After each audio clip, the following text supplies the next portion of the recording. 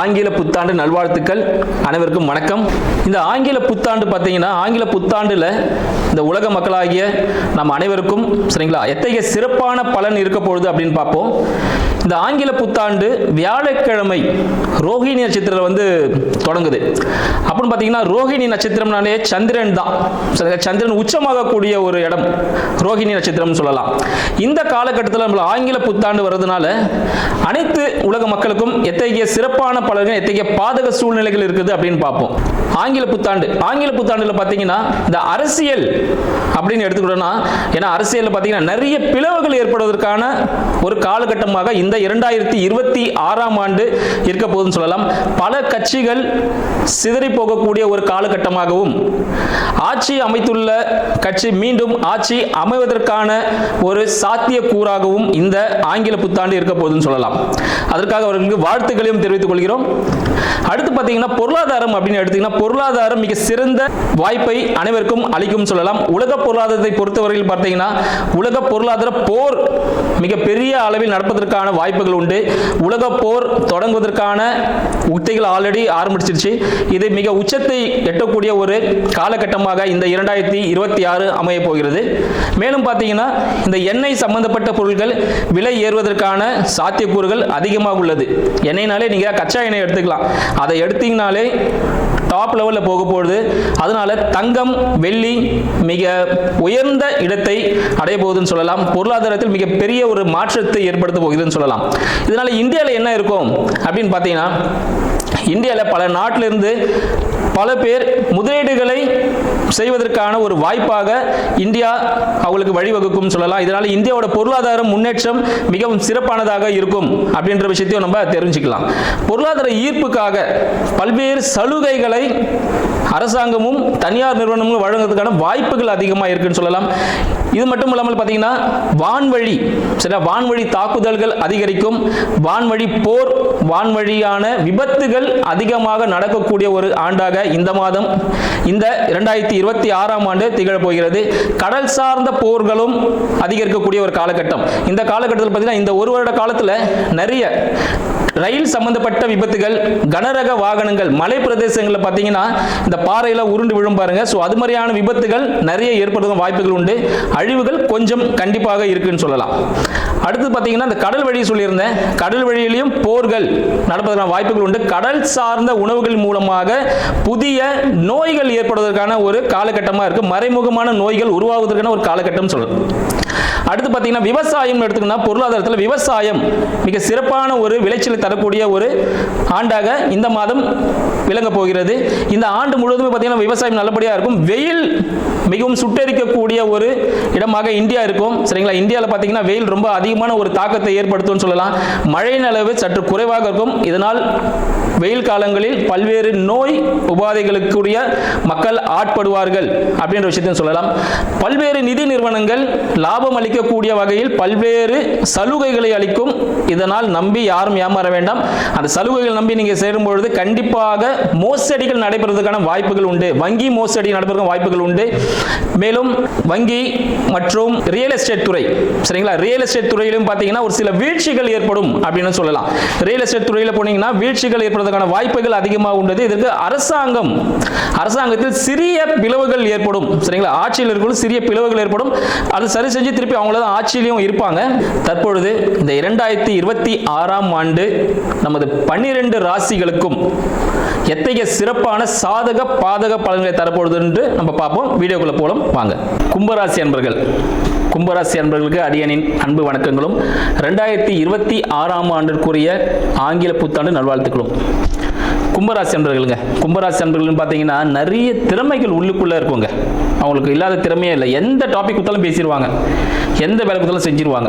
அத்தகைய திறமை யாருக்கு இருக்குன்னு பார்த்தீங்கன்னா கும்பராசி அன்பர்கள் தான் அதிகமாக இருக்குன்னு சொல்லலாம்.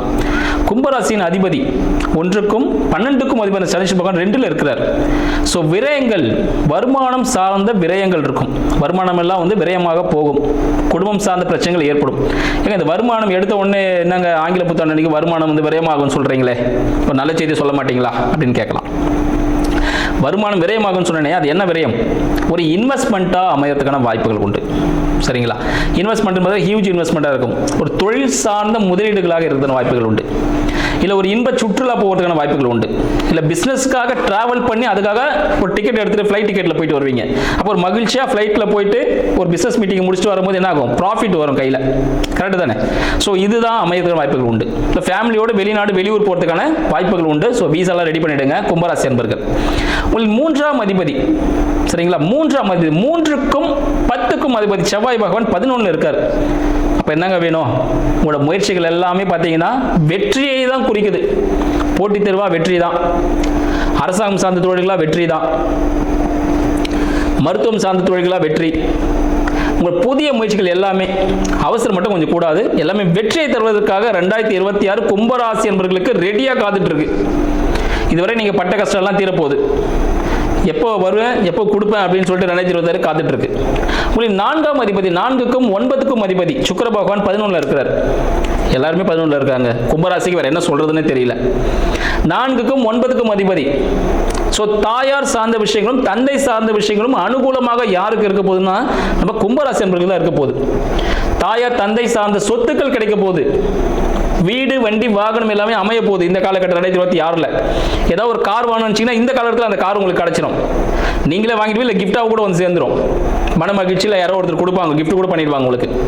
5ஆம் அதிபதி 8ஆம் அதிபதி புத பகவான் 11 இருக்கிறார். மறைமுக வருமானம், மனம் சார்ந்த சில பிரச்சனைகள் ஏற்படுறதுக்கான வாய்ப்புகளும் உண்டு. சரிங்களா? ஏன்னா எல்லாமே பாசிட்டிவா இருக்குல்ல. மனம் சார்ந்த சில பிரச்சனைகள், ஏன்னா எதை எங்க வைக்கிறது தெரியாது, அந்த ஒரு திக்கு முக்காடி இருப்பீங்க.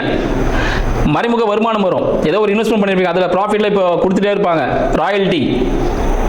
சரிங்களா?